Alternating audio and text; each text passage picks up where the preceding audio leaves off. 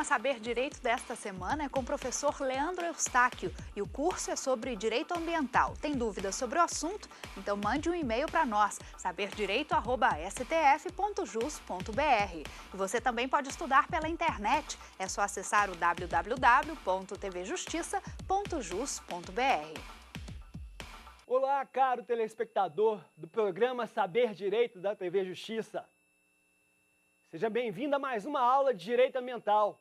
Eu sou o professor Leandro Eustáquio e vamos falar sobre mais um tema do dia.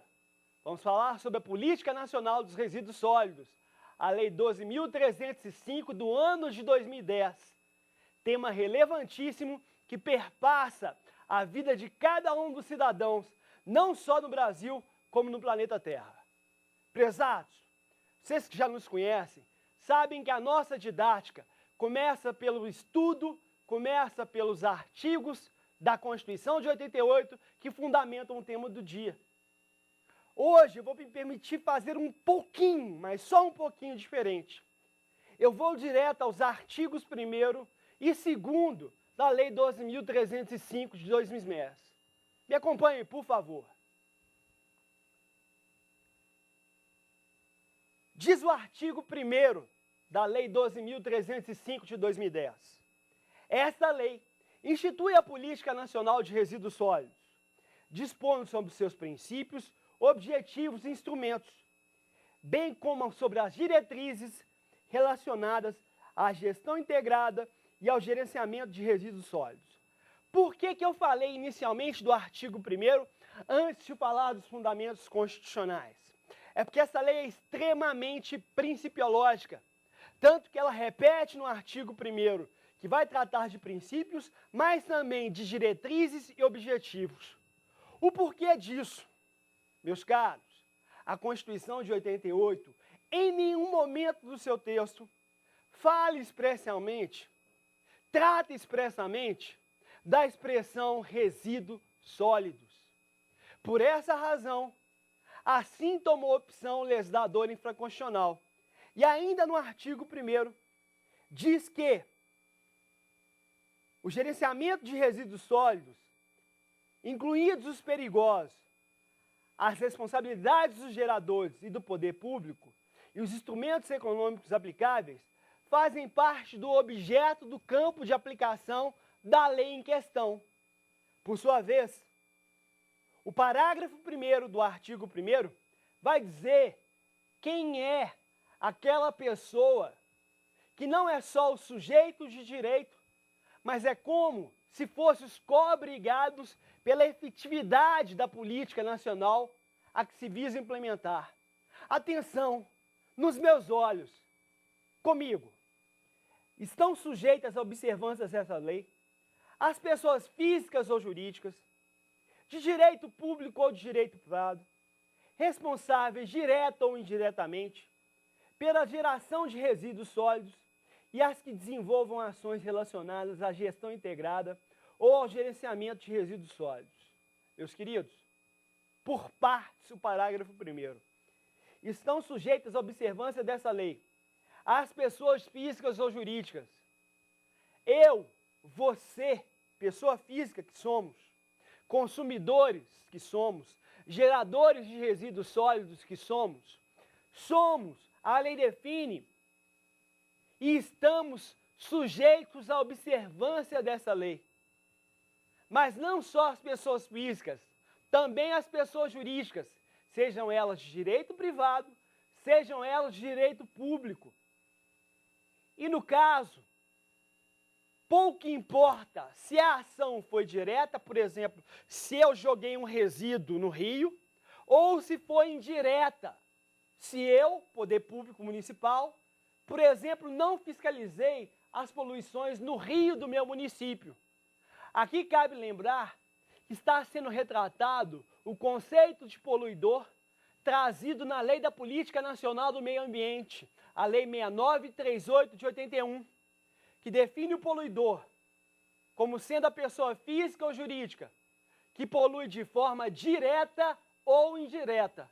Então, os co-obrigados, os sujeitos à implantação da Lei da Política Nacional dos Resíduos Sólidos, podem poluir seja de forma direta, agindo, como também de forma indireta, ficando omisso. Era isso que eu queria falar no início.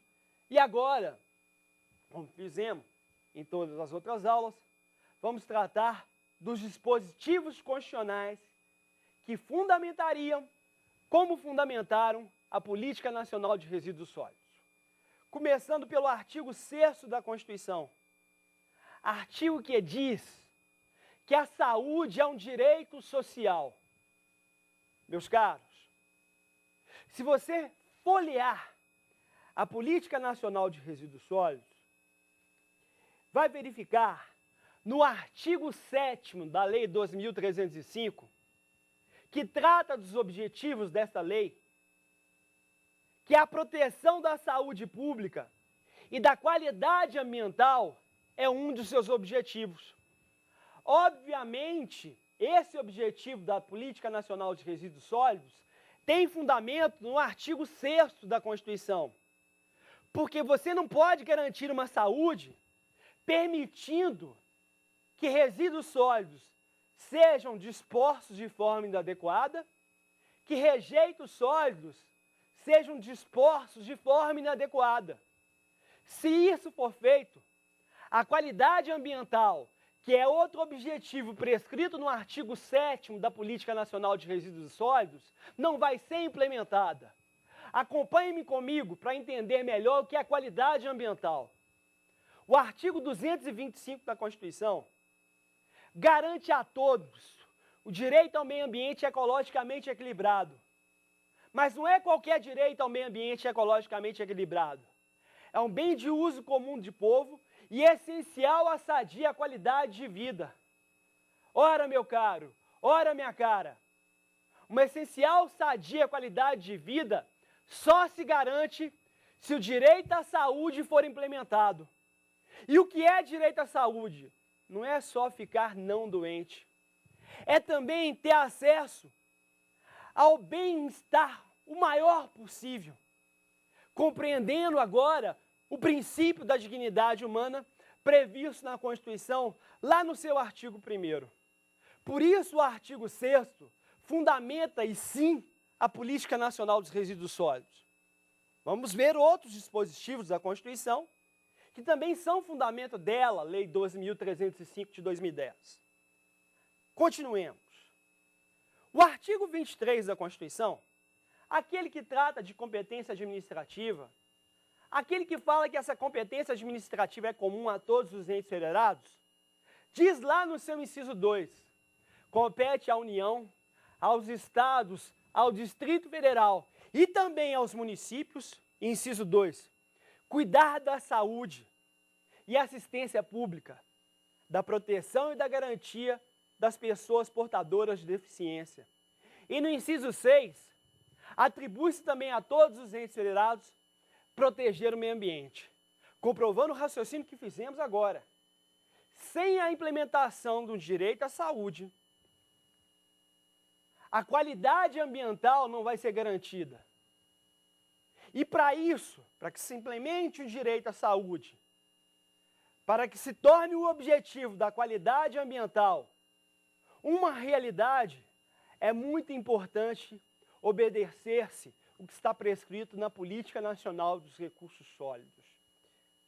Vamos acompanhar ainda o artigo 24 da Constituição, que fala agora de competência para legislar, sendo essa competência concorrente a todos os entes federados. Dizendo lá no seu inciso 6, compete à União, aos Distritos Federal, aos Estados, legislar de forma concorrente sobre, inciso 6, florestas, caça, pesca, fauna, conservação da natureza, defesa do solo. E, meus caros, sem a disposição correta de rejeitos, sem a destinação correta de resíduos, não há como se proteger o solo. Por isso, esse inciso 6 do artigo 24 da Constituição também é fundamento da Política Nacional dos Resíduos Sólidos e por ela, a Lei 12.305 de 2010 é tratado.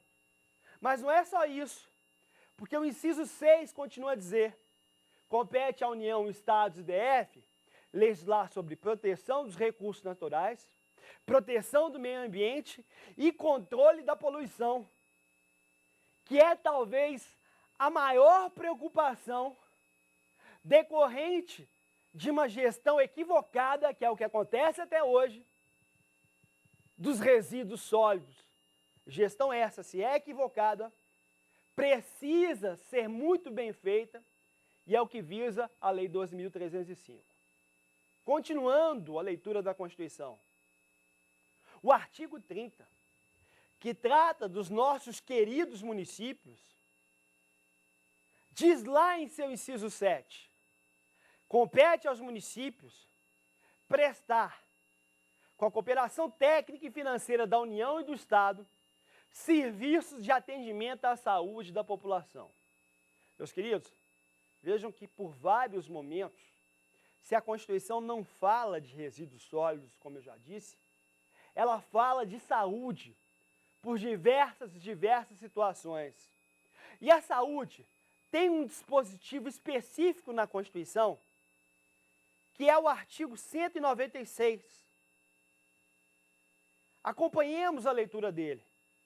A saúde é direito de todos e dever do Estado, sendo que no seu artigo 197 disse: são de relevância pública, artigo 197 da Constituição, as ações de serviço de saúde.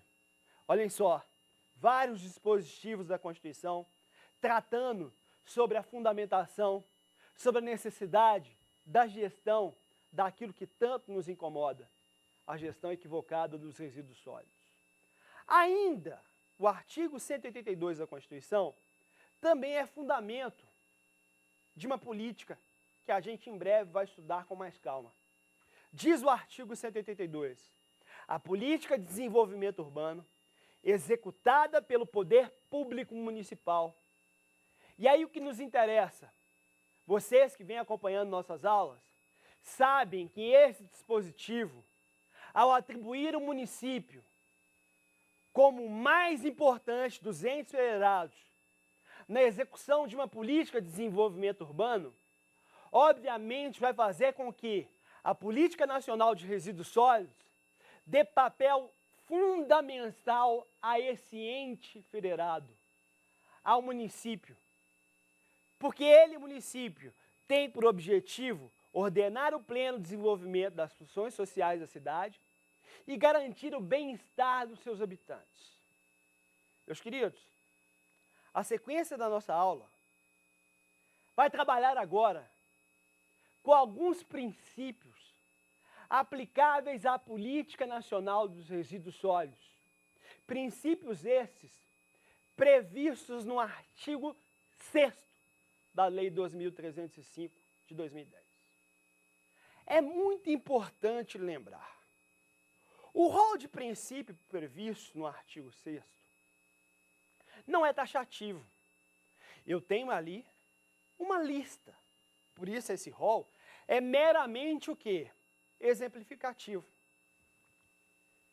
E por mais inteligente, perspicaz, inventivo que fosse o legislador, esse caráter de lista exemplificativa ele não poderia nunca mudar. Embora no artigo 6º não estejam todos os princípios do direito ambiental, estão nele arrolados, artigo 6º, aqueles que o legislador entendeu como mais importantes.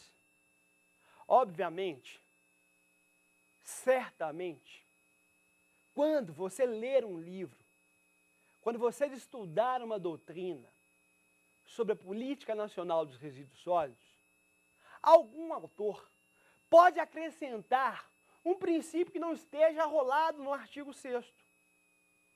Um outro autor pode suprimir um artigo que esteja arrolado no artigo 6º. Digo eu, suprimir algum princípio que esteja arrolado no artigo 6º. Basta que ele explique por que fez a supressão.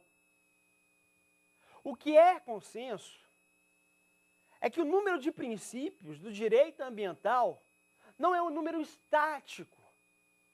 Antes, o contrário. é um número que cada vez mais aumentará. Vamos, queridos, ao artigo 6º da Lei 12.305 de 2010. Você que a tem nas mãos, passeie, faça a leitura junto comigo. Isso é muito importante para a compreensão desses princípios arrolados no artigo 6º. Acompanhe-me, por favor. Artigo 6º. São princípios da Política Nacional dos Resíduos Sólidos. Inciso 1. Prevenção e precaução. Meus queridos, minhas queridas, são princípios muito conhecidos para o direito ambiental. E por que eles são tratados conjuntamente no inciso 1? Porque são princípios que exigem atitudes prévias, anteriores ao acontecimento de um dano. Aqui vale o velho e bom remédio, ditado popular: melhor prevenir do que remediar. Sai mais barato. Meio ambiente não tem preço, mas tem seu custo. Leandro, explica o que é prevenção. Prevenção é um princípio aplicado para atividades desenvolvidas, realizadas pelo ser humano. Atividades essas cujos riscos são conhecidos. Riscos conhecidos pela ciência, riscos conhecidos por danos anteriormente acontecidos. Já por sua vez, o princípio da precaução, que exige atitudes prévias para evitar, se não minorizar, um dano ambiental. Ele trata de situações cujos riscos não são conhecidos, cujos riscos são incertos, onde falta certeza científica absoluta decorrente de um impacto de uma atividade ainda desconhecida pelo ser humano. Dou como exemplo as antenas de telefone celular. Há pessoas que dizem que não existe poluição degradante ao meio ambiente decorrendo das emissões daquilo que produzem aquelas antenas. Há outras tantas pessoas, tão abalizadas quanto, que dizem o contrário, que existe sim poluição. Nesse caso, uns dizendo sim, outros dizendo não, ocorre a dúvida. E em dúvida aplica-se indúbio, em dúvida, muito parecido com o direito penal, indúbio pro réu, no nosso caso aqui, indúbio pro meio ambiente. E no caso da Política Nacional dos Resíduos Sólidos, esses princípios são perfeitamente aplicáveis. Ainda que o resíduo sólido, dele não exista a certeza se ocorre degradação ambiental, na dúvida, é melhor exigir daquele que produz, daquele que fornece esse resíduo, uma explicação, seja ela explicação científica ou não. Mais uma vez, em dúvida, pró meio ambiente. Meus caros, nós continuaremos a falar sobre os princípios da Política Nacional dos Resíduos Sólidos, mas nós precisamos antes responder a nossa primeira pergunta e vamos a ela. Olá, professor. Meu nome é Tiago Alves. Eu gostaria de saber o que é logística reversa. Olá, Tiago. Muito obrigado pela pergunta. Tiago, veja só. Logística reversa. Alguma coisa deve estar mudando no conceito de logística. A logística é uma sequência encadeada. A logística envolve, em se tratando de resíduos, aquilo que provém de um pensamento, o trabalho com insumo, matéria-prima, a produção, o fornecimento e o consumo. Esta é a logística de um ciclo de vida de um produto. Agora, por que fala-se em logística reversa? O que mudou nisso? Alguma sequência desses atos que eu citei, ou vai se alterar nas ordens, Ou falta mais um passo, o que é o caso da logística reversa? Vou te dar um exemplo, Tiago. Acredito que você, se não bebe, já bebeu uma cerveja, seja ela long neck numa garrafinha, seja ela numa garrafa maior. Eu me refiro aqui às garrafas de vidro. Tiago, uma certa hora, depois que as 24 garrafas se esvaziam, o que faz você? Ah, professor, eu guardo o engradado. Sim, Tiago, mas não é isso. Eu quero saber mais. Você pega aquele engradado, vai ao fornecedor de cervejas e compra cervejas com garrafas, eu quero dizer, né? Garrafas com líquido cheio, no caso, cerveja. Você está fazendo, talvez sem saber, Tiago, logística reversa. Então, o que falta na sequência daquela logística, por mim inicialmente desenhada, é a devolução pelo consumidor final da cerveja ao produtor, ao fornecedor daquele líquido por você muito aprazível. Mas, Tiago, existe o conceito na Lei da Política Nacional de Resíduos Sólidos, me acompanhe, que define o que é logística reversa. E este conceito está no seu artigo da LOA 1305, artigo 3º, inciso 12, que diz assim: logística reversa é um instrumento de desenvolvimento econômico e social caracterizado por um conjunto de ações, procedimentos e meios destinados, aí atenção, Tiago, hein, ao conceito que a gente construiu, a viabilizar a coleta, lembra de quando você pegou a garrafa vazia? E a restituição dos resíduos sólidos, garrafa vazia, ao setor empresarial para reaproveitamento. A indústria cervejeira, obviamente, vai poder aproveitar aquela garrafa vazia, enchendo com líquido de cerveja e fazer uma nova venda em seu ciclo, no caso aqui do ciclo da cerveja, ou em outros ciclos produtivos. Atenção, Tiago. O que é logística reversa? Resumindo o conceito da lei. Procedimentos destinados a viabilizar a coleta e a restituição do resíduo sólido ao setor empresarial, para que ele, setor empresarial, empregue aquele resíduo sólido no próprio ciclo de onde proveio o resíduo sólido, no caso, nova cerveja, ou em outro ciclo, fazendo uso daquela garrafa de vidro para outra finalidade que não cerveja. Tiago, você faz uso de logística reversa. Nós fazemos uso de logística reversa e isso não é de hoje. Muito embora, talvez, não soubéssemos desse conceito, mas o direito não fecha os olhos diante da realidade. E aí o conceito aparece, pelo menos de forma expressa, na Lei 12.305 de 2010. Meus caros, vamos continuar a leitura e a explicação dos princípios, de alguns princípios, da Lei 12.305 de 2010.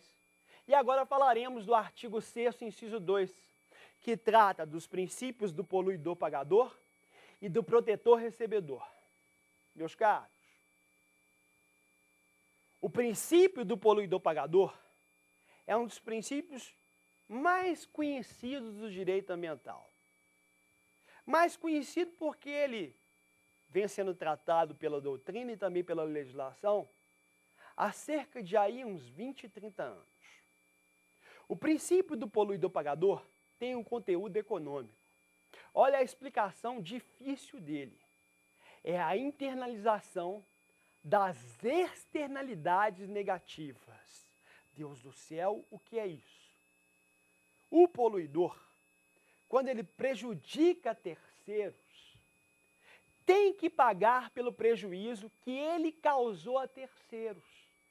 Ou seja, ele tem que internalizar, trazer para o seu curso de produção o prejuízo que ele causou a outras pessoas, que não a si próprio. Esse é o princípio do poluidor-pagador, positivado no artigo 14, parágrafo 1º da Lei 6938 de 81, a Lei da Política Nacional do Meio Ambiente. Conceito extremamente utilizado, seja pela doutrina, seja pela jurisprudência. Agora, princípio novo, princípio recente, é o princípio do protetor-recebedor. Se ele está sendo tratado conjuntamente ao princípio do poluidor-pagador, há razão desse tratamento conjunto. Lembre-se, o poluidor-pagador, o sujeito paga pelo prejuízo que ele causou a terceiros, inclusive ao meio ambiente. Já o princípio do protetor-recebedor, ele quem? Poluidor. Ele antes de pagar, ele recebe, obviamente, não pelo malefício que ele causou a terceiros ao meio ambiente, mas ele recebe pelos benefícios que ele provocou, que ele causou ao meio ambiente. Exemplo prático, no caso dos resíduos sólidos. Um fabricante que prefere se utilizar de um resíduo sólido já existente, ou seja, não se produz um novo, ele merece um incentivo fiscal, isenção na tributação, um incentivo creditício, um empréstimo, para reutilizar um produto que já existe. Porque em se reutilizando um produto que já existe, eu não preciso produzir um novo, evitando com que esse novo venha para o ciclo produtivo e possa, talvez, ser disposto ou seja destinado de forma inadequada. Então, o princípio do protetor-recebedor, ele visa privilegiar aqueles que fazem bem ao meio ambiente. Tentei explicar dando esse exemplo, mas são inúmeros outros. Vamos a mais alguns princípios, acompanhem comigo a leitura de mais uns incisos do artigo 6º da Política Nacional dos Resíduos Sólidos. Artigo 6º, inciso 8º. O reconhecimento do resíduo sólido reutilizável e reciclável como um bem econômico e de valor social, gerador de trabalho e renda e promotor de cidadania. Meus caros, esse princípio, o reconhecimento do resíduo sólido reutilizável e reciclável, ele vai ser de extrema importância para a vida de algumas pessoas que eram deixadas à marginalidade da sociedade. Eu estou falando aqui dos catadores de papel. Porque eles, melhor do que ninguém, sabem a quantidade, seja de resíduo, seja de rejeito, que são dispostos, que são destinados de forma inadequada. Caso a política seja implementada e reconheça-se o valor econômico desses resíduos, desses rejeitos, os catadores, antes deixados à marginalidade, poderão receber pelo trabalho que bem fazem à sociedade, garantindo a eles, catadores, o direito à cidadania, direito importantíssimo para a garantia do princípio da dignidade deles, catadores, enquanto pessoa humana. Esse é o objetivo desse maravilhoso princípio. E agora, meus queridos, depois de lido, comentado sobre alguns princípios, falemos de alguns objetivos da Política Nacional de Resíduos Sólidos. E para isso, eu peço que você me acompanhe a leitura de alguns dispositivos que tratam exatamente dos objetivos da Política Nacional dos Resíduos Sólidos. Objetivos esses previstos no artigo 7º da Lei 12.305 de 2010. Você se lembra quando eu falei de ciclo de vida de um produto? Pensamento no produto, produção do produto, fornecimento do produto, consumo do produto. Isso é um ciclo normal de vida de um produto, seja ele qual for. Obviamente que o consumidor final, depois que aquele produto não tem para ele nenhuma serviência, faz, muitas vezes de forma irresponsável, o uso indevido de um produto que pode não ter serviência para ele, mas pode ter serviência para outras pessoas. Aí olha o que diz, olha um objetivo fantástico prescrito no artigo 7º. Diz lá o artigo 7º, inciso 2. São objetivos da Política Nacional de Resíduos Sólidos a não geração, a redução, a reutilização, a reciclagem e o tratamento dos resíduos sólidos. Esse dispositivo trouxe um elemento novo, que não foi os famosos 3 R's. Que famosos 3 R's são esses? A reutilização, a reciclagem, mas falou ainda da não geração em primeiro momento. Meus caros, se você consegue reutilizar ou reciclar um produto, você evita a geração de um outro, fazendo com que os aterros sanitários tenham capacidade de existir por um tempo maior de vida. Porque se a não geração não for o primeiro dos objetivos, a geração de novos produtos sempre vai manter o ciclo de vida na ordem que a gente conhece. Então esse objetivo é fulcral. Tanto que o artigo 9º desta mesma lei, ele fala em hierarquização e diz assim: na gestão e gerenciamento dos resíduos sólidos, deve ser observada a seguinte ordem de prioridade. E o que aparece em primeiro? Aparece em primeiro a não geração, para depois falar-se em redução. Depois da redução, a reutilização. Depois da reutilização, a reciclagem. Depois da reciclagem, o tratamento dos resíduos sólidos. E aí sim, por último, a disposição finalmente ambientalmente adequada dos rejeitos. Meus caros, ainda como objetivo, o artigo 7º, inciso 11, vai dizer assim: poder público, você tem uma prioridade. Na hora de fazer licitação, na hora de contratar, você deve priorizar produtos reciclados e produtos recicláveis. Artigo 7º, inciso 11, a linha A. Isso é tão interessante que, se essa lei é de 2010, no mesmo ano de 2010, a lei de licitações, lá no seu artigo 3º, tem acrescentado um princípio, que é o princípio do desenvolvimento nacional sustentável. Princípio esse que é base para a realização de licitações sustentáveis e contratações sustentáveis. Então nós não podemos, como devemos, fazer uma leitura conjunta do artigo 3º da Lei 8666 com o artigo 7º, inciso 11, a linha A, da Lei 12.305 de 2010.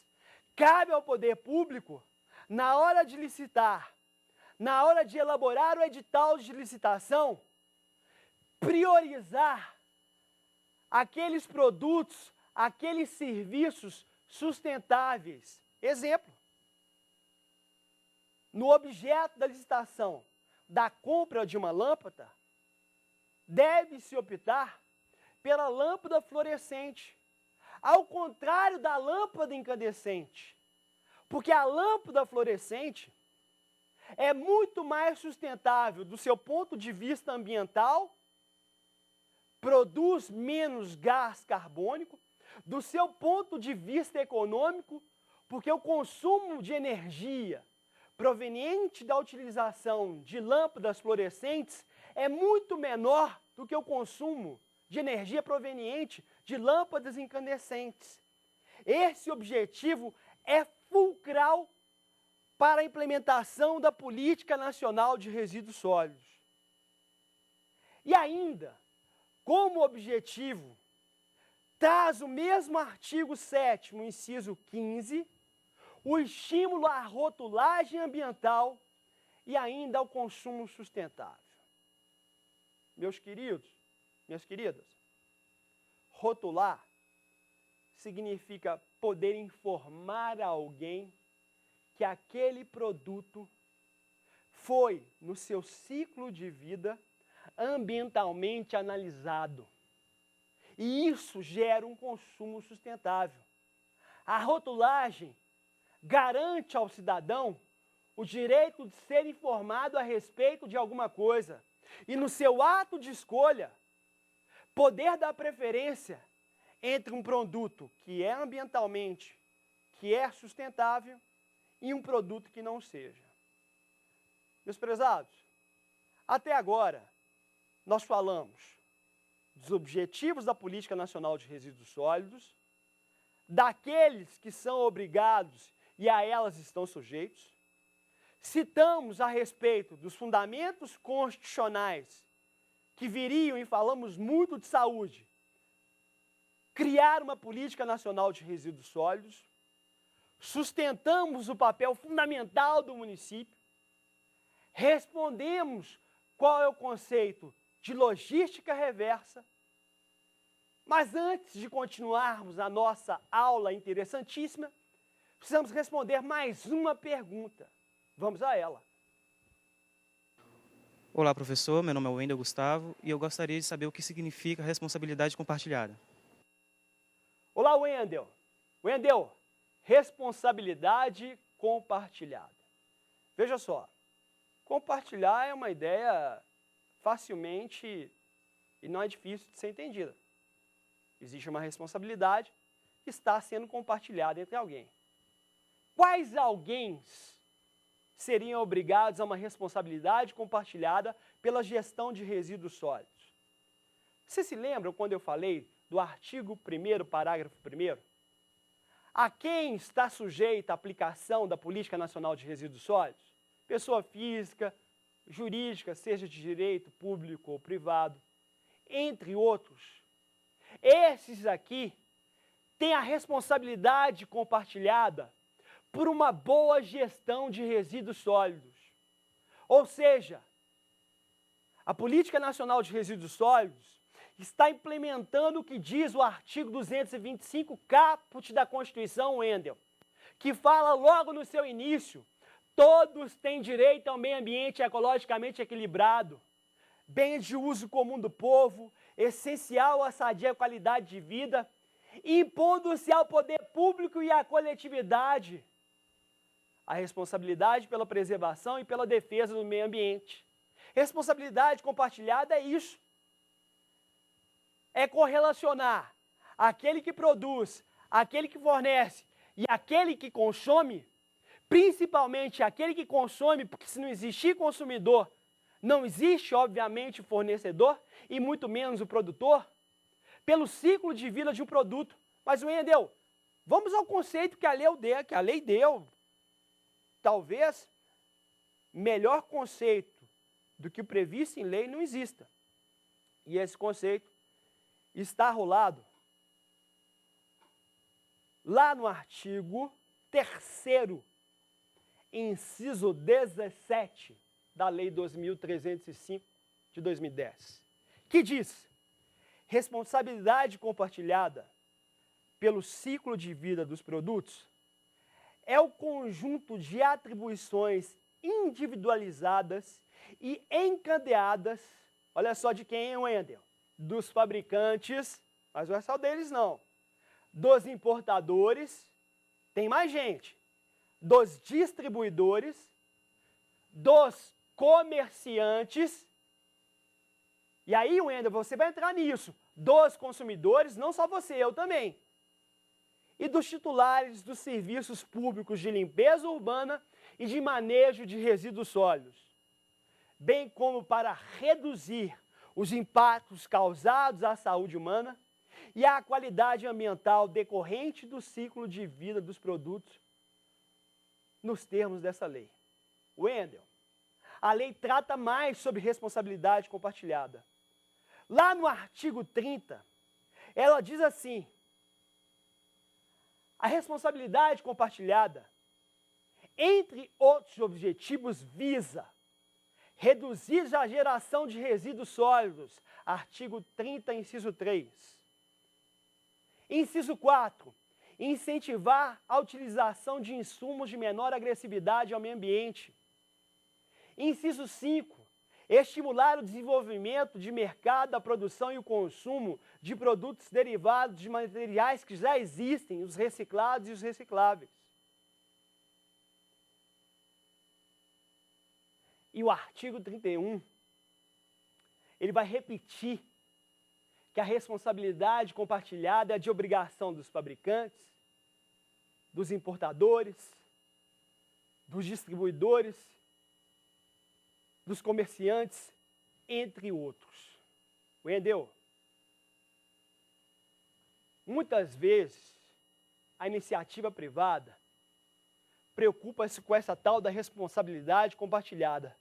Porque ela diz assim, poxa, essa conta vai sobrar só para mim.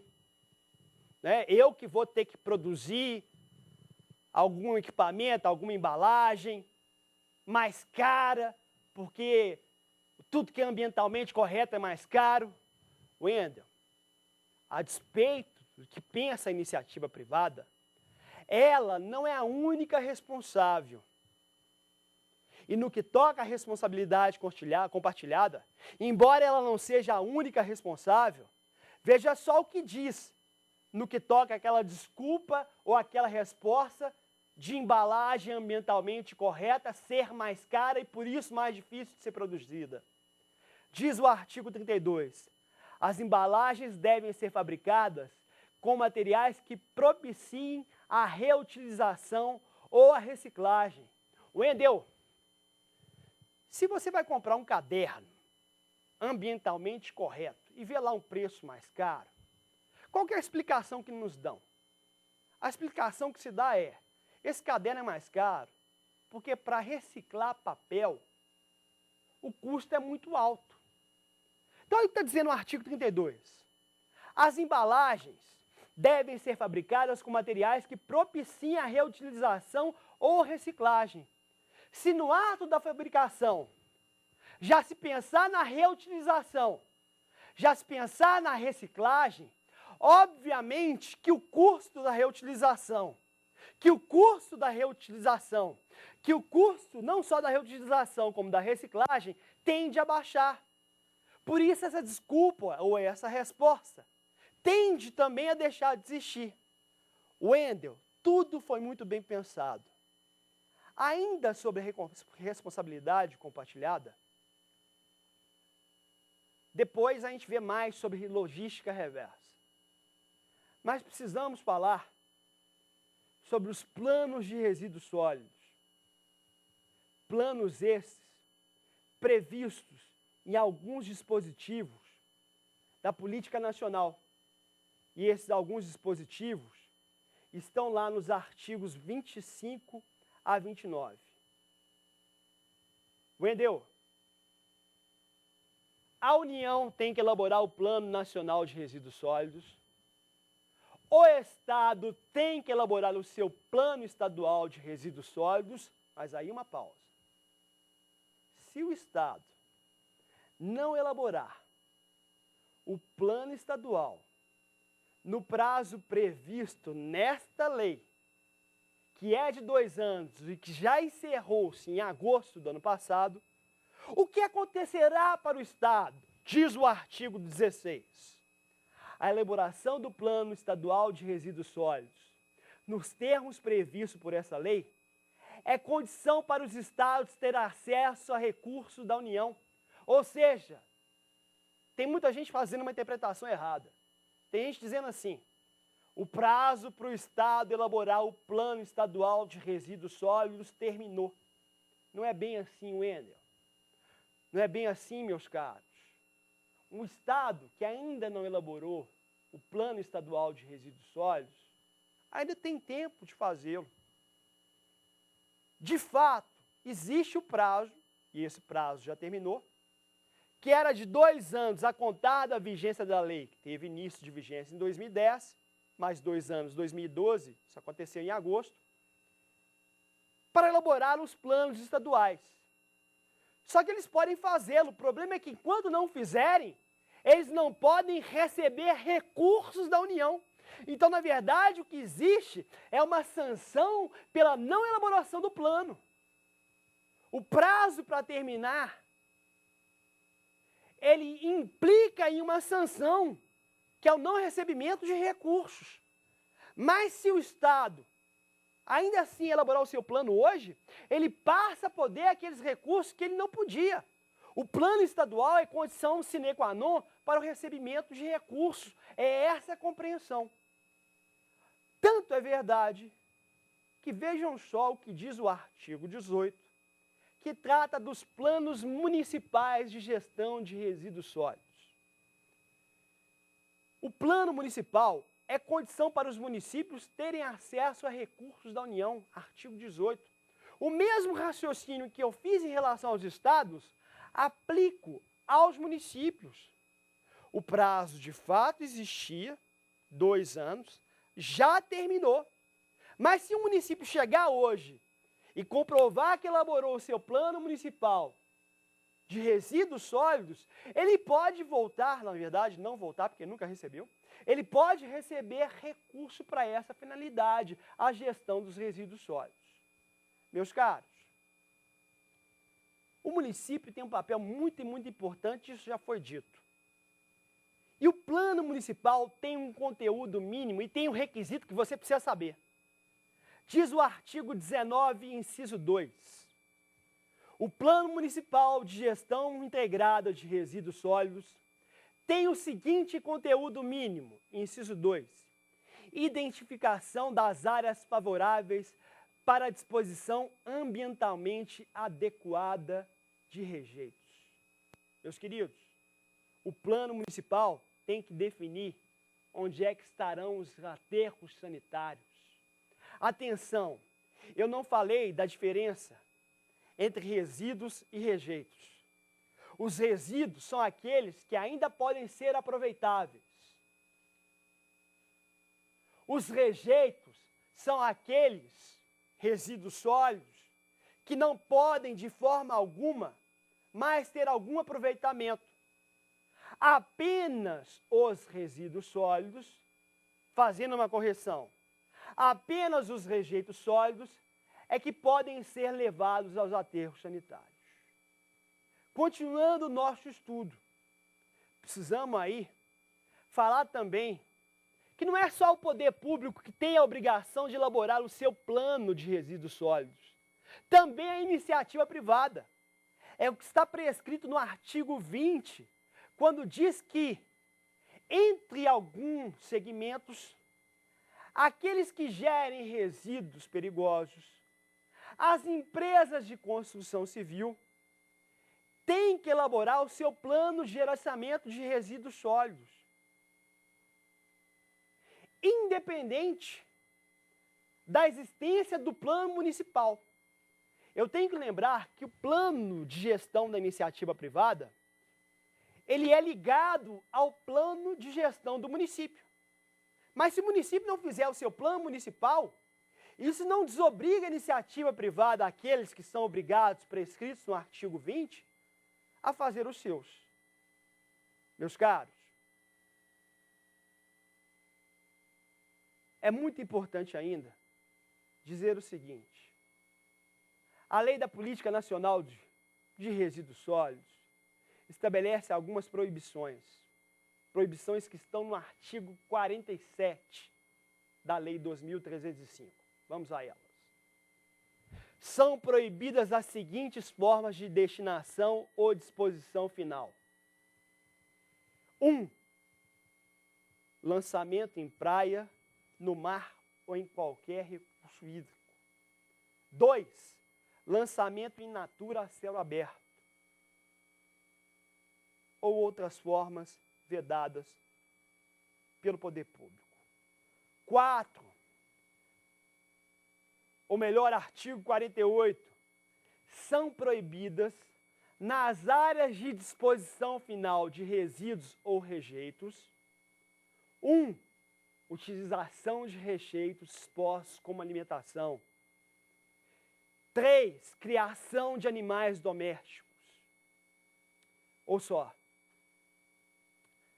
aqui a ideia é evitar que a dignidade da pessoa humana seja um princípio levado a zero. E como última proibição, ressalte o que está inscrito no artigo 49 da Lei 2.305. É proibida a importação de resíduos sólidos perigosos e rejeitos, bem como de resíduos sólidos cujas características causem dano ao meio ambiente, à saúde pública animal e à sanidade vegetal. Ainda que para tratamento, reforma, reuso, reutilização ou recuperação.